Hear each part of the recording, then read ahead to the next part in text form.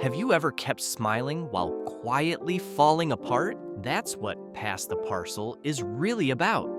Not a party game, but the panic of holding it together when things keep slipping away. At the center of it all is Bingo. At first, she's thrilled.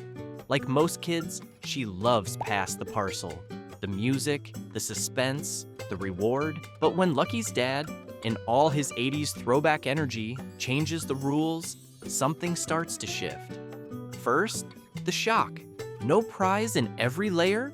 Then, the confusion. So, when do I get mine?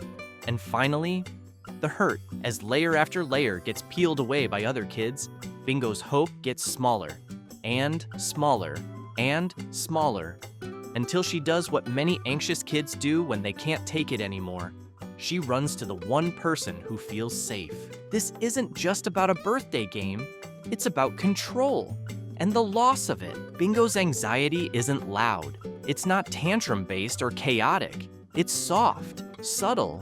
It looks like protectively holding the parcel, like passing it slowly, hoping that this time will be different. Like running to dad, not to complain, but to cope. Anxiety in children often shows up this way. Not with screaming, but with clinging.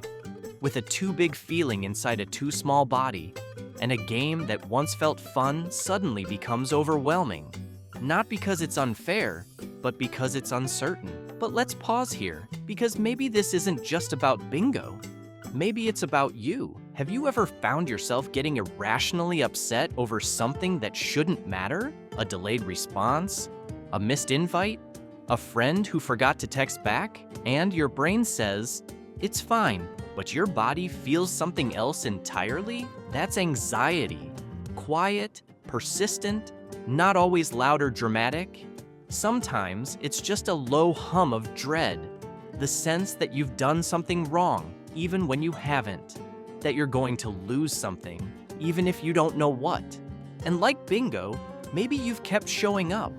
Kept passing the parcel, hoping this time the world gives something back. Maybe you're tired of the music starting and stopping and never landing on you. If you felt that, this episode isn't childish at all. It's familiar, because anxiety doesn't always come from big events. Sometimes it's built from a series of small letdowns, unmet expectations, quiet disappointments that stack like layers of wrapping paper.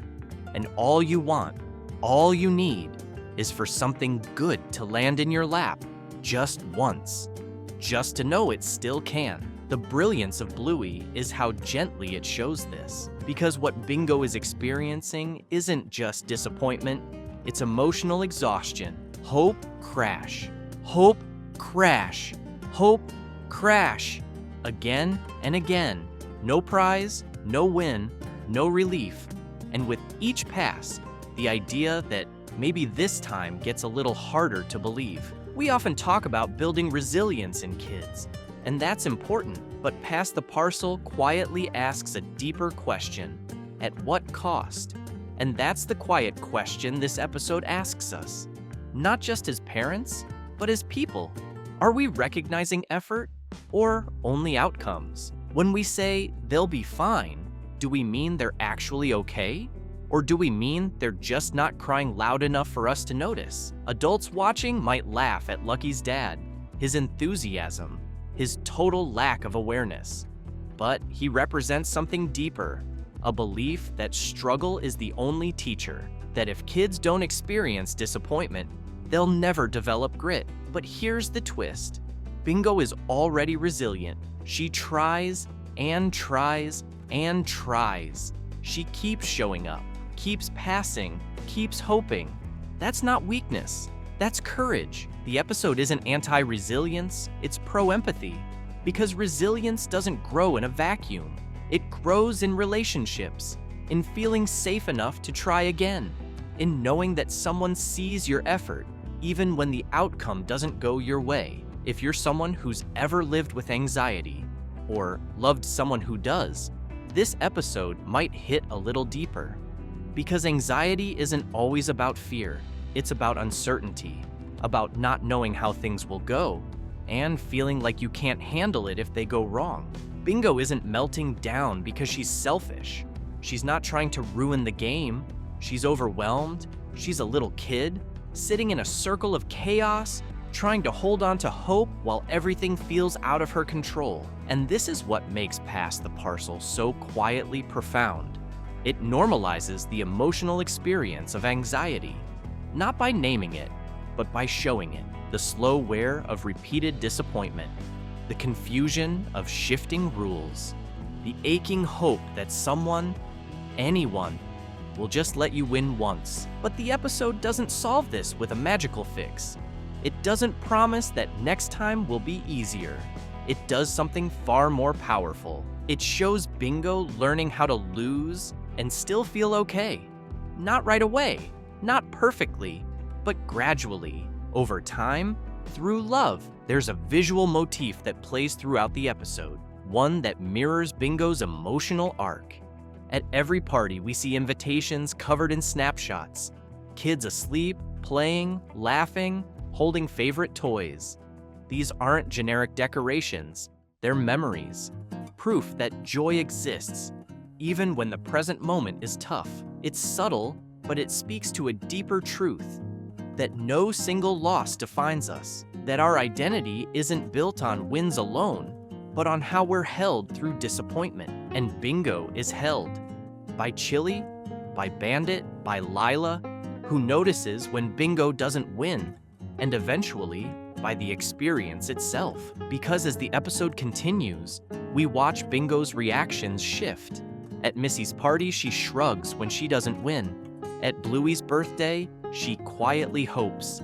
And when she finally wins the birdie kite, not because the game was rigged, but because the odds happened to swing her way, her joy is pure, earned, explosive. That final shout, birdie kite, it's not just relief. It's a reclaiming of joy, of hope, of trust that sometimes good things do happen. For kids, Pass the Parcel is a gentle lesson in disappointment. But for adults, it's something else entirely.